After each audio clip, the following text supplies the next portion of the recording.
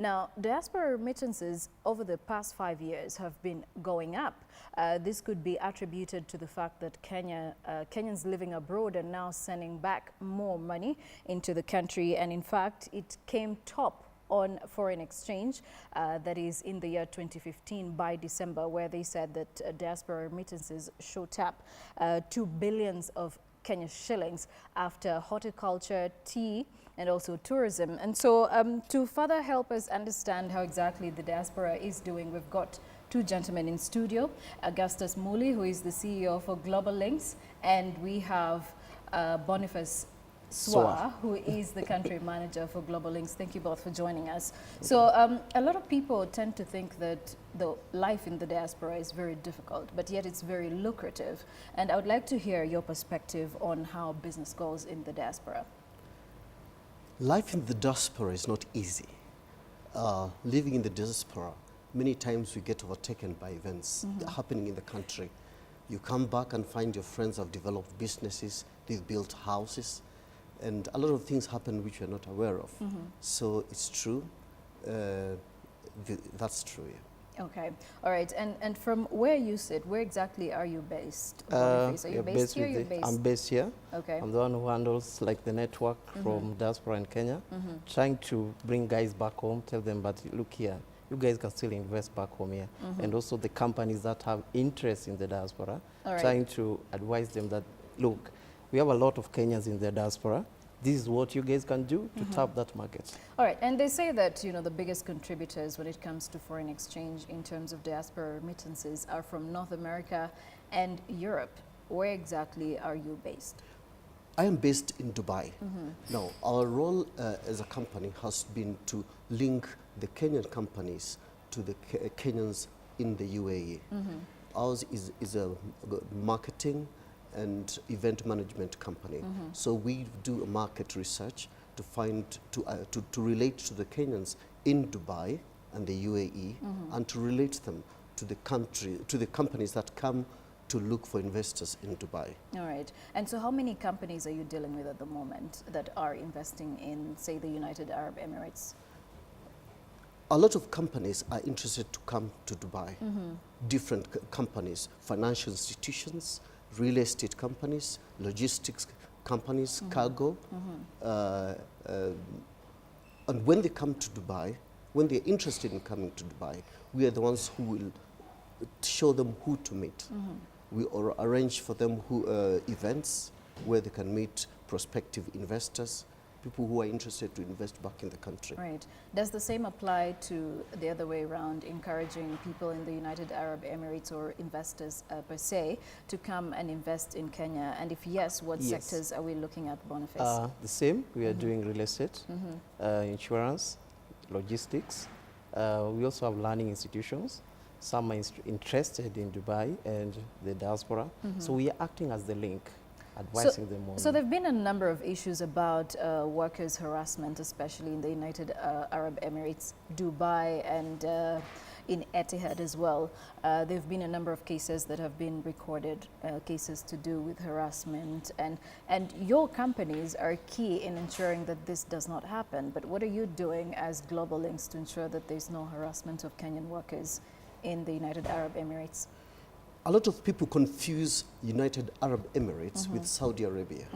So those are completely different regions. But there have been cases in the UAE as well.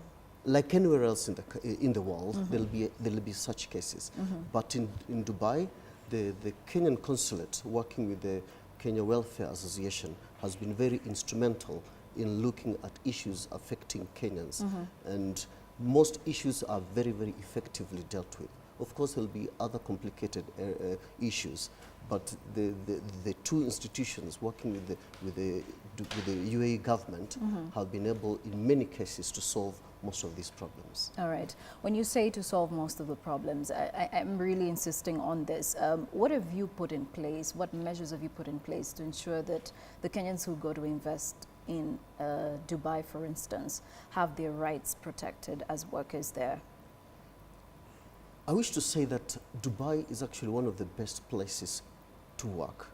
The law is very effectively kept. So I'm saying a lot of times, many people confuse United Arab Emirates with Saudi Arabia. All right. So I wish to assure most of the companies who've come to Dubai, they've been very well treated, very well received. A lot of Kenyans in Dubai, contrary to a lot of information, they have excellent lives, they get excellent opportunities. It's one of the safest places to be, to invest, to live. All right. So let's not focus much on the negative side. Let's also look at the brighter side of it. So you've mentioned logistics, real estate, educational institutions, as well as the insurance sectors, Yes, right? yes. Yeah, but when you look at these sectors specifically, back home, the insurance sector is not performing too well in terms of penetration, but it could be doing better in Dubai. Yes. Could this explain why a number of insurance companies are having branches in Dubai from Kenya? Dubai has very strong economy. We've got tax-free salaries, so a lot of people have a lot of disposable income. So there is a lot of opportunity, a lot of investment opportunity that many companies are now trying to focus on. And in the past, many companies have been coming to Dubai blindly, just coming to meet people. And then they've not been able to meet actually the right people. And that's where we've come in as a company, as a event management company, to relate the two, to relate the Kenyan companies with the specific people they would need for their products. Okay. There's no way you're going to come and sell a house in Muthaiga for somebody who's not interested in that. So we identify the people who would be interested in what, and we link the two.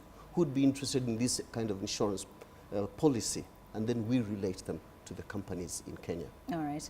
Let me come to you, Boniface. Yes. You happen to deal with Global Links here in Kenya. But what does the market look like for you? What are the key areas of interest for a company, and you being the representative in Kenya? We are looking at around five interests. The real estate, like I said. Yeah, you already mentioned that. Yes. Now, what we are trying to do, like he has said, there's a big market. There's an untapped market in the UAE. So what I'm doing back home here is to try and advise the companies back here that you guys, you have a market, the untapped market in the UAE, and this is the channel you guys need to follow so that you can tap that market. Yes. So what are some of the channels that they need to follow? Let's just say setting up a business in Dubai. What is the process? They did not need to set up a business, a company in Dubai. Most companies in Kenya, they have a diaspora section. Each bank you'll see has a diaspora wing.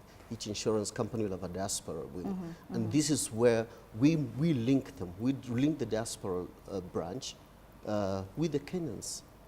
All right. They don't need to form a company in Dubai. Sounds interesting. All right, let's talk about the fact that you're also trying to appreciate the Kenyans living in the diaspora as well, not just in the United Arab Emirates, but around the world. And you said that you've come up with some sort of appreciation in connection to some sort of awards. What criteria have you used to come up with these awards? Yes, we've come up with KDA Awards, Kenya Diaspora Awards. This is a unique product to appreciate, to recognize the efforts of individuals and companies that add value to Kenyans in the diaspora. We are going to have Company of the Year Award. This is a company that has a diaspora contact. Personality of the Year Award. We want people to vote in people who've played a role in the diaspora. We want Employer of the Year Award. The companies that have provided excellent service and employment opportunities to Kenyans in the diaspora. We'll of course have Miss Dubai, Mr. Dubai. So those are just some of the categories. These are the categories, yes. All right. In terms of the companies, company awards, we're going to look at as Boniface said, we're going to look at financial institutions. We're going to have those categories: real estate companies, educational institutions, logistics and cargo. And people have already voted through www.kdawards.com. Okay. thousands of people have voted in their companies, and that's why we're here in Kenya now. I came to Kenya to meet these companies who've been nominated for these awards. So they're all Kenyan companies with operations around the world. Exactly. The Company of the Year award is for the companies with contact with the diaspora. Employer of the Year award is for the companies based in Dubai that employ Kenyans. All right. Well, gentlemen, thank you so much for joining us. Wish we had more time to talk about the diaspora, but like we mentioned, the diaspora remittances have been rising. We could attribute that to the Foreign Affairs Ministry as well, making sure they market and encourage Kenyans living abroad to come back home and invest in the different lucrative sectors that are existent in the country. You're watching Business Today. My name is Joy Doreen Bira. Keep it KTN.